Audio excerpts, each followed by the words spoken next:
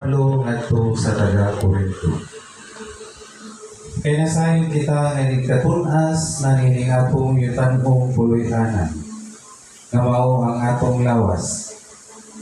Hatagan kita sa Dios o puloy-anan dito sa langit. Usa ka puloy-anan nga walay katapusan, ug siya gayon ang nagbuhat. Usa kanunay kitang masaligon kayo.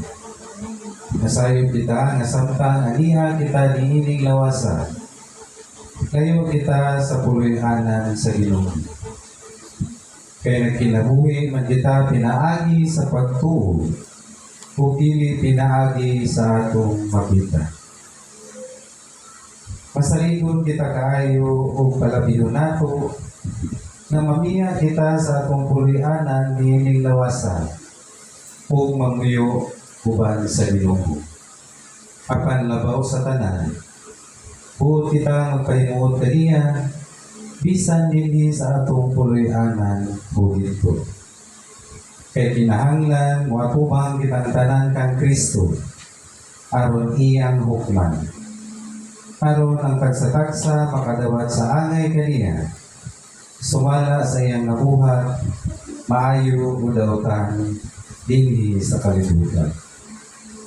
Ang pulong sa Ginoo. Salamat sa Diyos. Ang Diyos akong kahayag ug akong panabang. Ang Diyos akong kahayag ug akong panabang. Ang Ginoo mao ang akong kahayag ug akong kaluwasan. Kinsa may akong kahadlukan. Ang Ginoo mao ang dalangpanan sa akong kinabuhi. Kinsa pa may akong kalisanan. Ang Diyos akong kahayag ug akong panabang. Usa ka butang nga akong gipangayo sa Ginoo. Ini ang akong gipangita. Nga magpuyo unta ako sa balay sa Ginoo sa tanang mga adlaw sa akong kinabuhi. Nga magsugdo unta ako sa kaniligugmaon sa Ginoo ug magpalandong sa iyang templo.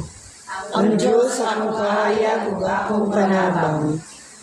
Nagatuo ako nga makakita ako sa kaayo sa Ginoo dito sa yuta sa mga buhi. Paabuta nga may sugo ng Ginoo. Paglikod sa kasing-kasing o paabuta ang Ginoo. Ang Diyos akong kahayag ug akong panabang. Manindog kita o anong pasilunggan ng Ebanghelyo.